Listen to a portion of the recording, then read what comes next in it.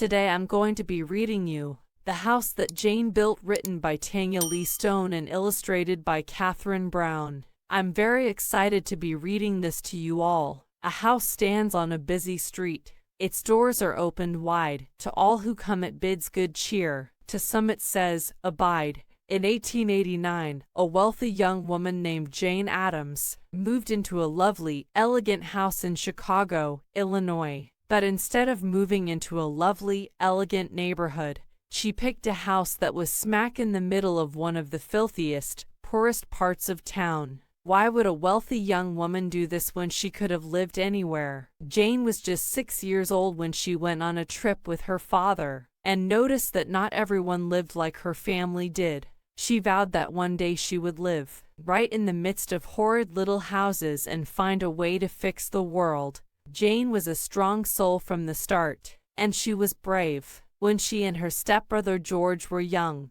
they would sneak away at night to explore in nearby caves. Once, Jane lowered George over a cliff on a rope to spy on an owl in its nest. Jane was smart. She read from her father's book collection, which doubled as the town library. Most girls did not go to college then, but Jane's father believed women should be educated. She went to Rockford Female Seminary and graduated at the top of her class. But when school was over, she wasn't sure what to do with her life. That same summer, her father died. Jane was lost. About 2 years later, she and her friends traveled to Europe.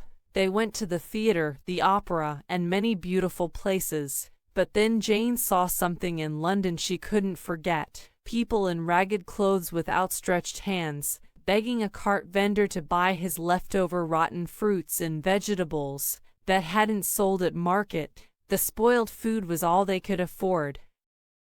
In the same community and learn from each other. Instead of simply serving soup, for example, people could take cooking classes. Other skills were taught as well. Toynbee Hall was the first settlement house. It was called a settlement house because the well-off people who worked there during the day didn't go back to their own homes at night. Instead, they settled in and lived at Toynbee Hall, right in the same neighborhood as the needy. Jane now knew what to do. She told her friend Ellen Gates Starr about her plan to build a settlement house in Chicago. It was as if a racehorse had burst out of the gate, free at last to pour every ounce of energy into running. There was a glittery side to Chicago, with its mansions, fancy shops, and sparkling lakefront. But there was a gritty side, too. 1 million people lived in Chicago in 1889. Most were immigrants, people who came from other countries. They came for a better life, but they didn't speak English. That made it hard to find good jobs. Many needed help.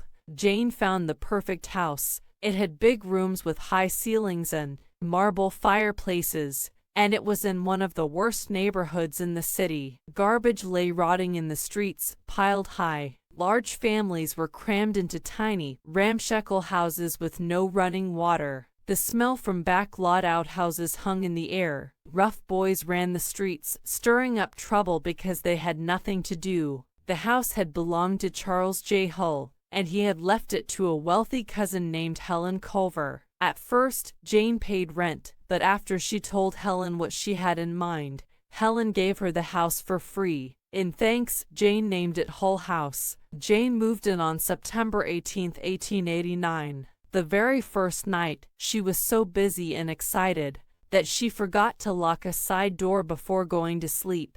But no one broke in. She decided to leave Hull House unlocked from then on, so people would know they could come in at any time. People who didn't have enough to eat or had no shoes on their feet, or had just lost a job began to find their way to Hull House. Of course, it wasn't always peaceful. Once, a couple of boys threw rocks at the house and broke a window. Instead of getting upset, Jane took it as a sign to give the neighborhood kids something to do. She had her own way of looking at things. Another time, Jane discovered a man in the house looking for something to steal. He tried to jump out a window to escape, but she showed him the door so he wouldn't get hurt. When he broke in a second time, she asked him why. He said he was out of work and had no money. Jane told him to report back the next morning. When he did, she gave him a job.